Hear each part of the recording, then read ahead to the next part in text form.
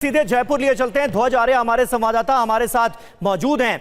ध्वज, क्या लोगों के कंसर्न नजर आ रहे हैं खास तौर के पर अब जब ये कहा जा रहा है कि भाई विचार किया जा रहा है कि नॉर्मल पेट्रोल जो पहले मिलता था उसको देने पर भी विचार किया जा रहा है और एक ऑप्शन क्रिएट करने की कोशिश की जा रही है पेट्रोल पंप्स पर। लोग इसे कैसे देख रहे हैं और कुछ परेशानियां वाकई ऑन ग्राउंड आपको नजर आ रही है क्या E20 पेट्रोल की?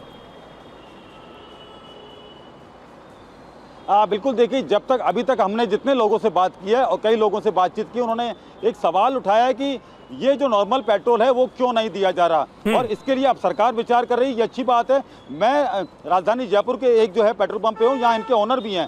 सर, एक सरकार जो है विचार कर रही है कि नॉर्मल पेट्रोल अब दिया जाएगा, मतलब दिया जा सकता है, लेकिन उसके लिए जो आपके यहाँ पर एक अलग टैंक बनाना होगा, अलग जो है एक मशीन लगानी होगी, उसको लेकर कितनी तैयारियाँ हैं अगर ऐसा होता है तो? सर, बहुत अच्छी सोच है क्योंकि काफ़ी कस्टमर्स की इच्छा है कि चाहे रेट थोड़ी ज़्यादा भी हो जाए लेकिन उनको नॉर्मल पेट्रोल चाहिए, क्योंकि देखिए हर आदमी अफोर्ड नहीं कर सकता गाड़ी अपनी टाइम टू टाइम चेंज करने के लिए। जिनकी गाड़ियाँ E20 कंप्लाइंट नहीं है उनको काफ़ी दिक्कतें आ रही है। अभी थोड़ी देर पहले भी कई कस्टमर्स इस चीज़ की शिकायत करके गए हैं कि हम अफोर्ड ही नहीं कर सकते। तो अगर इन लोगों को अगर नॉमिनल कॉस्ट एक्स्ट्रा लग के अगर नॉर्मल पेट्रोल मिल जाता है तो कस्टमर्स के लिए भी अच्छा है और हम लोगों के लिए भी अच्छा है।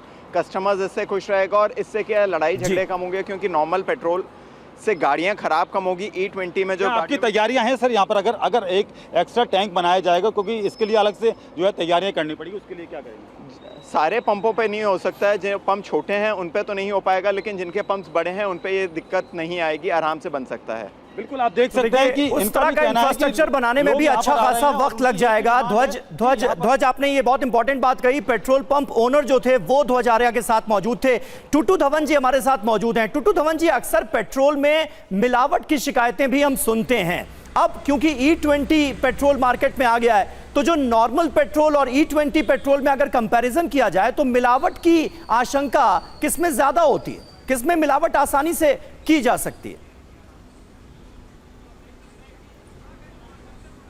देखिए, मिलावट की बात करें तो दोनों पेट्रोल के अंदर आप बराबर की मिलावट कर सकते हैं, ऐसी कोई प्रॉब्लम नहीं। बाकी ये है कि ऑन द स्पॉट आपके पास टेस्टिंग इक्विपमेंट होनी चाहिए जो बड़े आसानी से आपको पता लग सकता है कि पेट्रोल के अंदर मिलावट है या नहीं। तो वो तो पेट्रोल पंप के ऊपर ही टेस्ट की रिपोर्ट मिल जाएगी।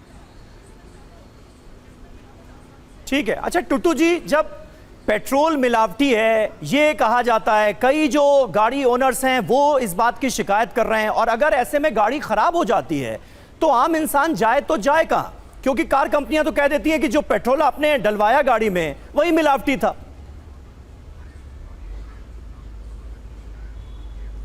देखिए, ये चीज़ तो जब तक कोई किसी को एक्सपीरियंस नहीं करनी पड़ेगी तब तक नहीं पता लगता। पर मेरे जो अपने हिसाब से है, जो किसी को प्रॉब्लम होती है तो इट शुड बी एम्पलीफाइड।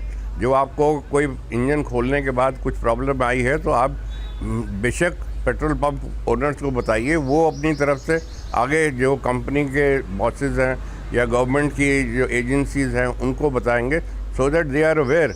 हालांकि गवर्नमेंट की तरफ से टेस्ट रिपोर्ट्स पूरी आई हुई हैं ARAI से और ICAT से और जो टेस्टिंग लेबोरेटरीज हैं गवर्नमेंट की, उनसे सब क्लियरेंसेस मिली हुई हैं।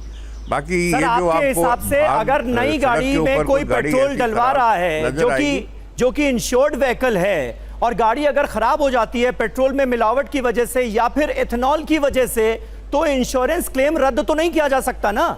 इंश्योरेंस तो मिलेगा।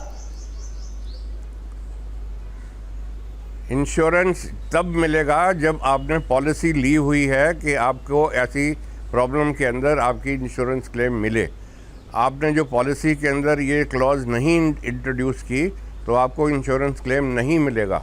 इंश्योरेंस वाले आपको एक्चुअल वेयर एंड टेयर का क्लेम नहीं देते without asking for it in the policy.